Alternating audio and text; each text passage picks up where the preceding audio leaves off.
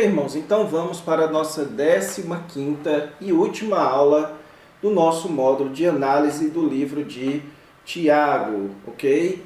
Então, na última aula, nós estudamos a primeira parte, na verdade, a segunda parte do capítulo 5, onde Tiago ele ensina a respeito da necessidade da paciência até a vinda do Senhor. Então, o capítulo 5, versículo 7, começa dizendo: sede, pois, irmãos, pacientes. Então, provavelmente, a gente estava se referindo ali aos mais pobres, e ensinando que eles deveriam ser pacientes até o momento da chegada da justiça, ok?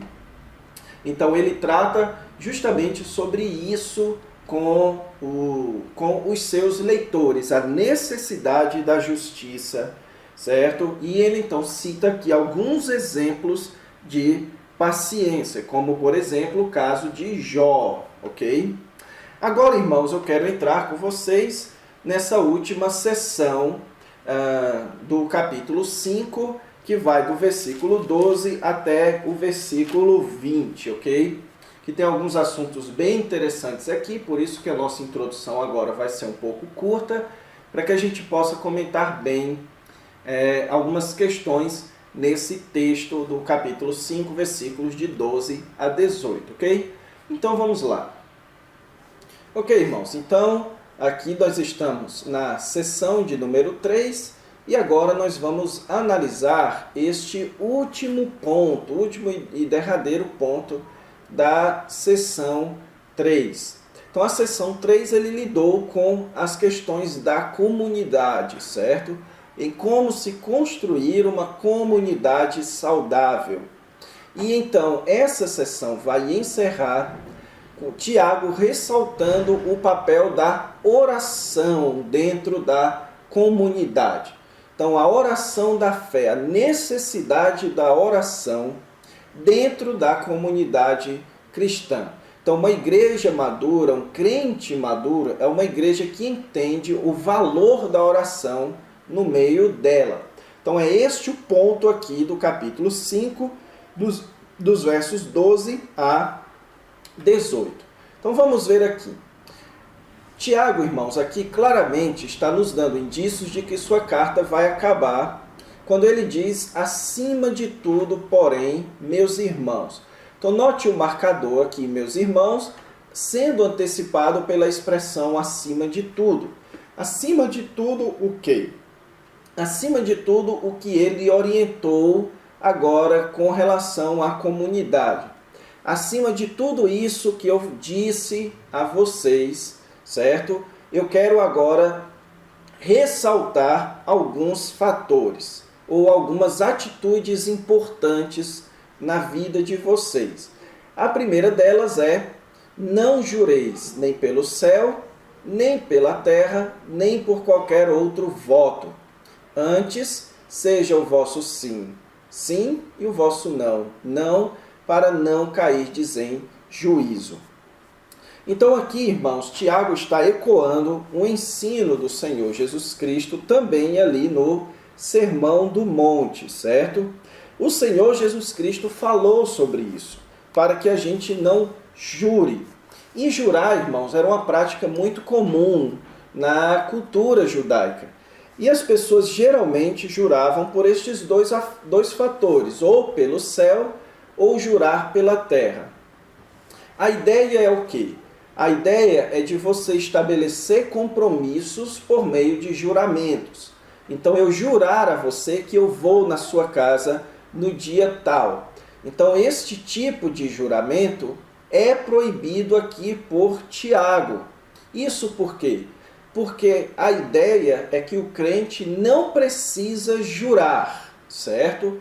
O crente precisa simplesmente dizer sim e então cumprir, ou dizer não e então cumprir a sua negativa.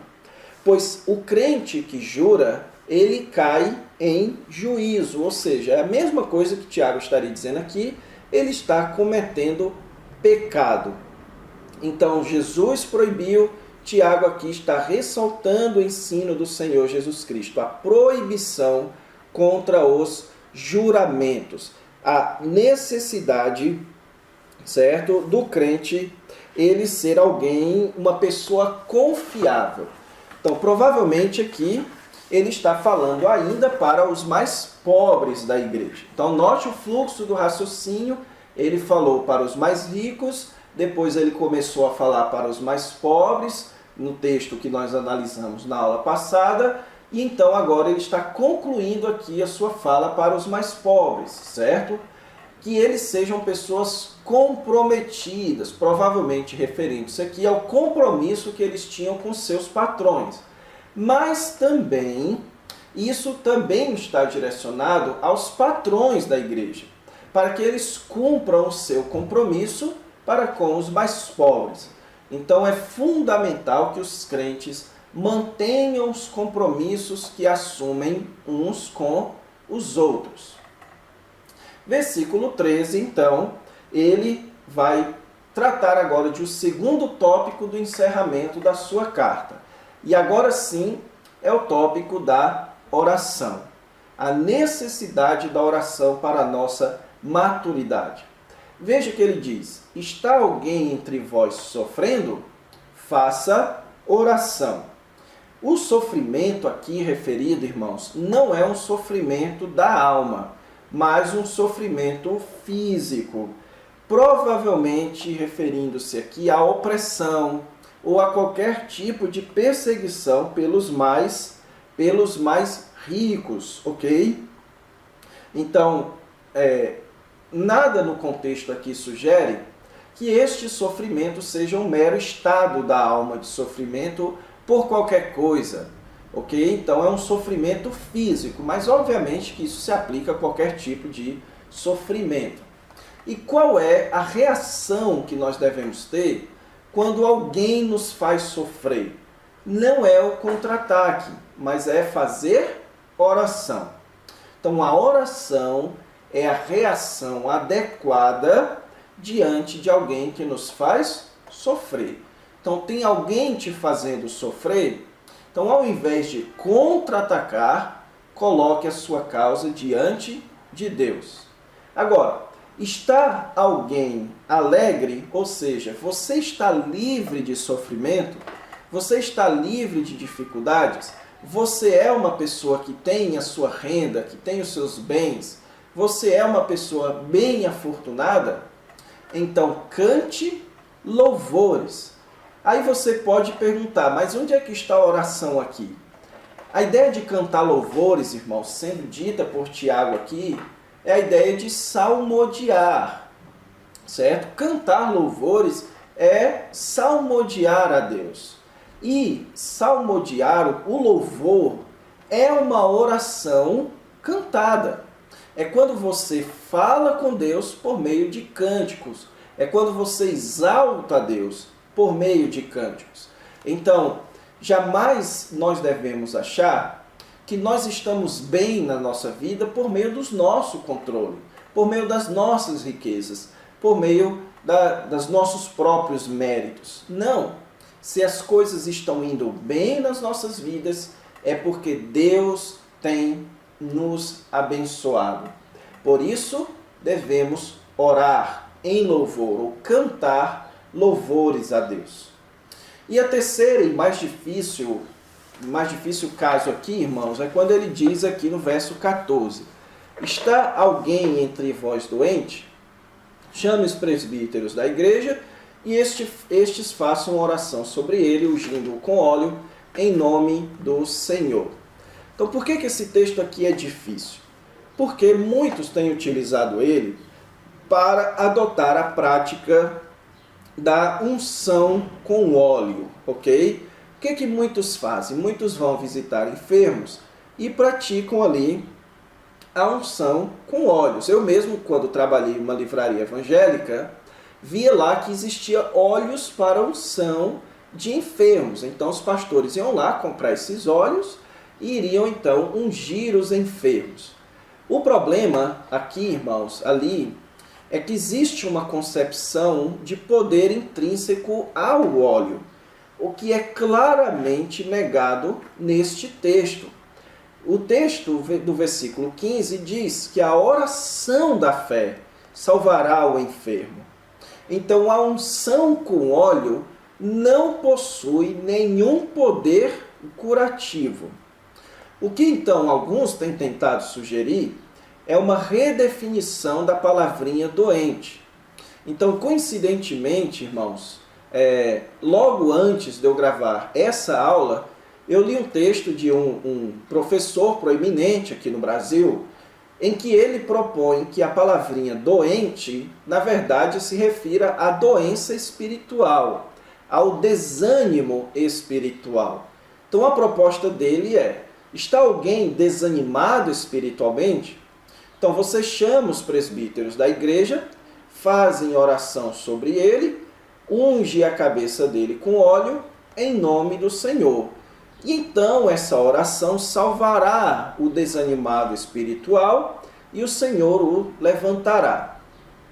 Qual é o problema dessa posição? É a partícula se, no versículo 15. Se houver cometido pecados, ser-lhe-ão perdoados. A ideia é que essa doença tanto pode ter sido causada por pecado, como não. Ok? Então, se ela foi causada por pecado, ele tanto será curado da sua doença, quanto perdoado do seu pecado. Se ele não cometeu pecado, ele só será curado da sua doença. A posição desse professor ela é falha, porque o texto claramente, aliás, ele teria que exigir que a doença é causada por pecado. Mas a partícula se, ela de cara exclui essa possibilidade, ok? Então, claramente aqui a doença é física. A pessoa está fisicamente doente. Então, está entre vós doente. E a doença, irmãos, era uma das principais dificuldades daquela época, especialmente dos mais pobres. Naquela época não havia o SUS, não havia hospital, certo? Não havia tantos remédios ou farmácia como há hoje. Então, contrair uma doença era algo realmente muito complicado. Então, por que chamar os presbíteros da igreja? Provavelmente esse era um estado de doença tão grave que a pessoa não poderia manter a sua vida de oração. Então ele chama os líderes da igreja para orar sobre ele, certo? Então aqui provavelmente a expressão sobre tem a ideia de imposição de mãos. Então eles impunham suas mãos e oravam. A unção com óleo, irmãos, aqui, certo? Não tem absolutamente nenhum poder curativo. Então ela tem poder de quê? Ela tem poder simbólico. A unção sempre foi algo simbólico. Então a unção na palavra de Deus sempre simboliza algo. Quando você, por exemplo, unge um rei, você está simbolizando o ingresso de autoridade naquela pessoa. Então, a unção com óleo aqui, ela é o símbolo do ato curativo. Então, quando o pastor, o presbítero, ora a Deus e unge, ele está representando visualmente a cura que virá por meio da oração. Porém, essa cura não é imediata. A oração deve ser feita em nome do Senhor, ou seja, no compromisso com o Senhor Jesus Cristo. E aí o versículo 15 ele diz: e a oração da fé salvará o enfermo. No capítulo 1, o Tiago ele diz que quando nós oramos por sabedoria, é necessário que isso seja feito com fé. Então a oração ele precisa ser uma oração com fé. Uma oração onde há o compromisso diante de Deus de fazer o que é certo. Sempre a palavrinha fé tem isso. Então a oração onde se estabelece o compromisso de seguir a Deus. Quer haja cura, quer não haja cura. Então, esse tipo de oração, isso trará a cura para o enfermo, ok? Então, o texto diz que o Senhor o levantará. Então, aqui, irmãos, existe uma compreensão da soberania de Deus, que a oração da fé salvará o enfermo. Então, é preciso ter fé, confiança de que Deus há de curar o enfermo, ok? Então, a grande dificuldade aqui, irmãos, que muitos têm, é se isso daqui é algo automático. Então, você ora, você faz tudo isso. Será que se você cumprir esse ritual, a pessoa necessariamente é curada? Então, há duas opções aqui, certo? Ou Tiago está pressupondo que os presbíteros daquela igreja possuem o dom de curas, visto que o dom de curas ainda estava ativo naquela época, ou o mais provável é que ele está utilizando aqui a linguagem judaica, onde o uso do futuro não necessariamente no verbo salvar, não necessariamente implica uma promessa, mas implica uma possibilidade. Então isso é o que acontece muito, por exemplo, no livro de Provérbios, certo? Então a resposta branda desvia o furor. Então, nem sempre quando você responde brandamente, o furor da pessoa é desviado. Mas é mais fácil o furor da pessoa de ser desviado quando você responde brandamente. Então, na linguagem judaica tem muito isso. Então, o que Tiago estaria dizendo aqui é que a oração pode trazer a cura do enfermo. E o Senhor pode o restaurar. Então, as duas ideias, elas são possíveis. E aí sim, se aquela doença tiver sido originada por causa de pecado, eles seriam perdoados, ok? Então, há doenças que surgem como consequência de pecados. Deus talvez pode enviar a doença como disciplina. Nós vemos isso, por exemplo, em 1 Coríntios 11, pessoas que estavam enfermas por não honrarem o corpo de Cristo na ceia, ok? Então, há doenças que sim, surgem por conta do nosso pecado. E é por isso, então, que Tiago avança aqui, dando o exemplo do poder da oração. Ele cita o caso de Elias, certo? Que era um homem como todos nós, mas ele orou com instância para que não chovesse, e por 3 anos e 6 meses não choveu. E ele orou, e o céu deu chuva e a terra fez germinar seus frutos. Então aqui ele cita o exemplo de Elias como sempre o exemplo de oração da fé, ok? É uma oração fiel, uma oração comprometida. Deus sabia que a oração de Elias estava de acordo com os seus planos, com a sua vontade. Então esse tipo de oração é a oração que Deus escuta e traz então a cura. Então nós terminamos aqui então essa sessão, irmãos, que é a sessão onde Tiago falou sobre construir uma comunidade saudável. Agora ele vai para a conclusão nos seus 2 últimos versículos. E a conclusão então lida com o perdão de Deus. Então veja que ele diz: meus irmãos, olha só o marcador de avanço de raciocínio. Ele agora usa mais um se algum entre vós. Então ele já não está mais falando dos doentes. Ele já não está mais falando do poder da oração. Agora ele vai falar sobre desvio da verdade.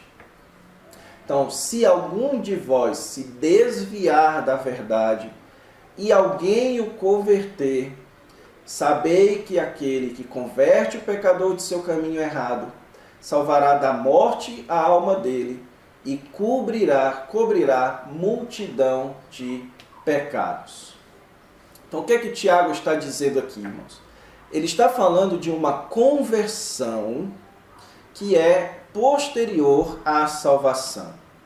Você que uma vez é salvo e se desvia da verdade e alguém o converte, ou seja, alguém traz você de volta, aquele que converte o pecador do seu caminho errado, o salva da morte à alma dele. Que morte é essa que Tiago está falando? Não é da morte eterna, irmãos. Porque a salvação da morte eterna pertence ao Senhor. Se fosse isso que Tiago estivesse dizendo, ele estaria contradizendo a si mesmo, ok? Então, aquele que converte o pecador, ou seja, aquele que convence o pecador a voltar para o caminho correto, ele salvará da morte física a alma dele e cobrirá multidão de pecados. Então, de alguma forma, irmãos, o desvio da verdade que ele havia acabado de ensinar, ou de tudo isso que ele havia acabado de ensinar, provocava o risco da morte. Nós sabemos que havia muita perseguição dos ricos para com os mais pobres, que os ricos, inclusive, chegavam a colocar os pobres em condições que eles acabavam morrendo.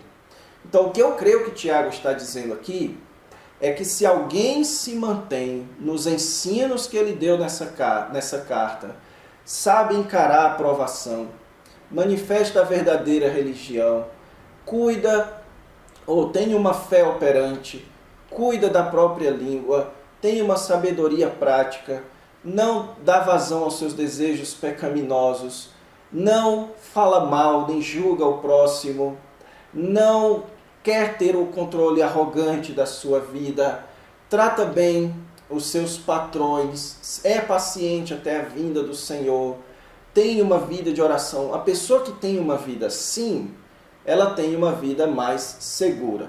Quem se desvia disso está se expondo à insegurança e pode acabar morrendo e pecando grandemente. Então eu penso que é com isso que Tiago conclui então aqui a sua carta, ok? Então, irmãos, com isso a gente encerra a nossa análise do livro de Tiago. Então eu espero que essa análise tenha contribuído com a sua vida, como contribuiu com a minha, e que ela possa ser útil na sua vida e no seu ministério. Então que a graça do nosso Deus esteja sobre a sua vida agora com este conhecimento. Para mim foi um prazer enorme estar com vocês. Eu espero ter outra oportunidade de servir a Deus e servir aos irmãos, ensinando a palavra de Deus. Então fiquem com Deus, Deus abençoe os seus estudos e lembre-se de viver para a glória do nosso Senhor Jesus Cristo. Até mais!